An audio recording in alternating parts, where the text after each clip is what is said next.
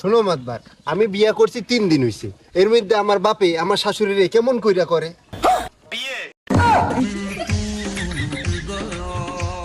তোর সকালে লাত্তি দিয়া তোর ডেকে আমি ভাত কাপুর চাই। কিরে সালাম ভাই, কামডা করলা কি?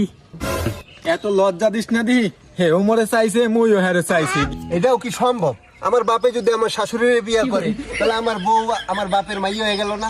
আর আমি তো হের আগের থেকে পোলা আছি, তাহলে আমার বউ আর আমি ভাই বোন হয়ে গেলাম না? হে প্রভু, তাইলে তো সম্পর্কের মধ্যে করাত বাজছে। এ মনি, একটু মানাই শোনাই নে না। কেমনে মানায় নিমু?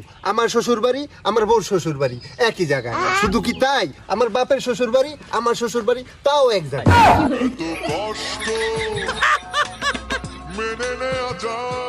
আমার যদি ছেলে পেলে হয় আমার বাপেরে নানা কইব না দাদা কইব? আমার বাপের যদি ছেলে পেলে হয় আমার কি মামা কইব না দুলাভাই কইব? তো মহাবিপদে পড়লাম। এর আগে তো এরকম সালিশি আমার একটাও বাজে নাই। ও মাতাব্বার, তা নইলে বাদই দিলাম। আমার বাপের কি আমি আব্বা বলামো না শ্বশুর বলামো?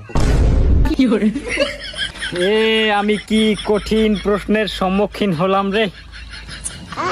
এ গেদু, তুই নাইলে একবারে ডেডি ক।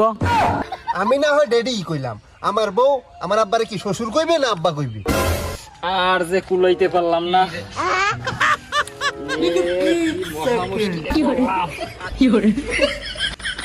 মাথা হ্যাং হইলে হইবে না মাতাব্বর। আমি কি আমার শাশুড়িরে মা কমু না শাশুড়ি কমু?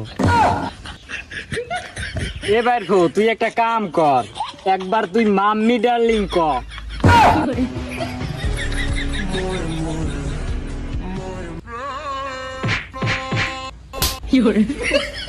দুইজন একবারে মানিয়ে চুনিয়ে নে রে বাবা।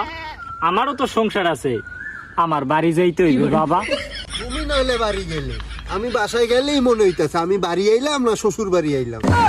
বিশ্বাস কর বাইরফো, মুইও কইতে পারি না। ও সালাম ভাই, তোমার সেটাই তক্তা মেরে দেব। তুমি কি এটা একটা কামের কাম হল্লা? তোকে এই বাপ বেটার সালিশি করতে হইলে তোর দাদারে লাগবে। আমারে তোরা মাফ করিয়া দে। আরে আমি জানো কেডা?